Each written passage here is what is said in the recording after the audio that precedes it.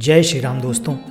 क्या आप जानते हैं भगवान श्री गणेश को हाथी का शीश ही क्यों लगाया गया?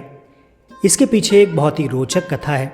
आज हम इसी विषय पर उस रोचक कथा को सुनेंगे। गज और असुर के संयोग से एक असुर जन्मा था, गजासुर। उसका मुख गज जैसा होने के कारण उसे गजासुर कहा जाने लगा। गजासुर शिव जी का बड़ा भक्त था और शिव जी के बिना अपनी कल्पना तक नहीं करता था।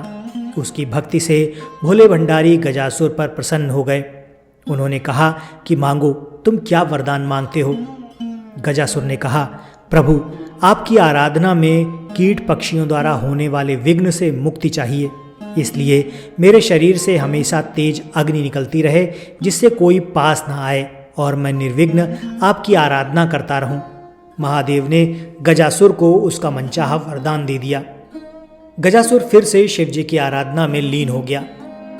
हजारों साल की घोर तपस्या से शिव जी फिर से प्रकट हुए और कहा, तुम्हारे तप से मैं प्रसन्न हो गया हूँ। मैंने तुम्हें तुम्हारा मनचाहा वरदान दिया था। आज मैं फिर से प्रसन्न हूँ। बोलो, अब क्या मांगते हो? गजासुर कुछ इच्छा लेकर तो तप कर नहीं रहा था। उसे तो शिव आराधना के सिवा और कोई काम पसंद ही नहीं था। लेकिन प्रभु ने कहा कि वरदान मांगो, तो वो सोचने लगा कि क्या वरदान मांगे। गजासुर ने कहा, वैसे तो मैंने कुछ इच्छा रखकर तप नहीं किया, लेकिन आप कुछ देना ही चाहते हैं तो आप कैलाश छोड़कर मेरे पेट में ही निवास करें। भोले भंडारी गजासुर के पेट में समा गए। माता पार्वती ने उन्हें खोजना शुरू किया, लेकिन वो कहीं मिले नहीं। उन्होंने विष्णु जी का स्मरण कर शिव जी का पता लगाने को कहा। श्री हरि ने कहा, बहन, आप दुखी ना हो। भोले भंडारी से कोई कुछ भी मांग लेता है तो वो दे देते हैं। वरदान स्वरूप वो गजासुर के उदर में वास कर रहे हैं। श्री हरि ने एक लीला की। उन्होंने नंदी बैल को नृत्य का प्रशिक्षण दिया और फिर उसे खूब सजाने के बाद गजासुर के सामने जाकर नाचने को कहा। श्रीहरि स्वयं एक ग्वाले के रूप में आए और बांसुरी बजाने लगे। बांसुरी की धुन पर नंदी ने ऐसा सुंदर नृत्य किया कि गजासुर बहुत प्रसन्न हो गया।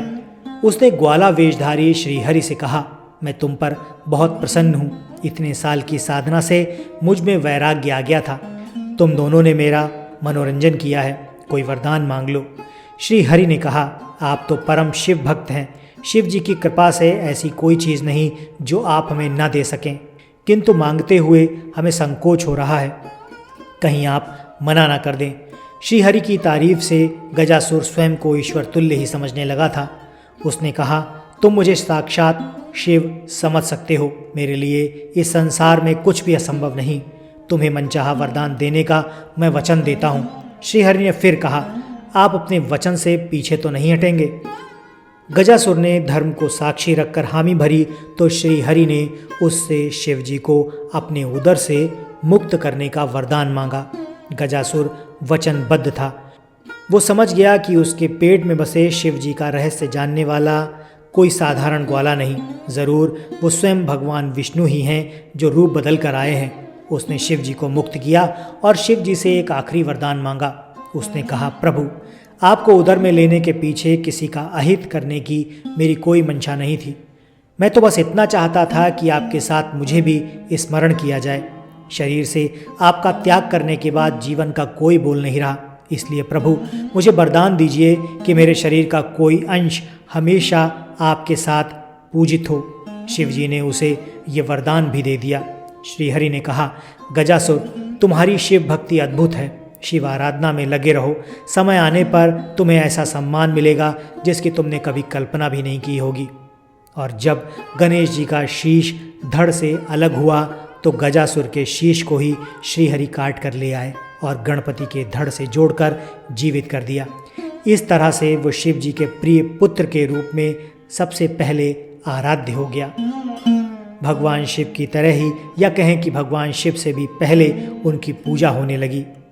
ऐसी है भगवान शिव की कृपा, भगवान भोलेनाथ की कृपा।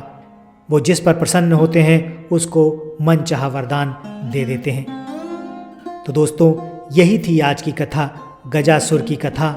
भगवान गणेश के सिर कटने से लेकर सिर जुड़ने तक की कथा। आशा करता हूँ आज की इस कहानी से आपको ये स्पष्ट हो गया होगा कि आखिर भगवान गणेश को गजासुर यानी कि हाथी का मस्तक ही क्यों लगाया गया। आशा करता हूँ ये कहानी आपको ज़रूर पसंद आई होगी। वीडियो पसंद आया है तो इसे लाइक करके चैनल को सब्सक्राइब कर दीजिएगा। हम मिलते हैं आपसे अपने अगले वीडियो में ऐसी ही किसी रोचक कहानी या फिर लोक कथा के साथ। वीडियो देखने के लिए आपका बहुत बहुत धन्यवाद।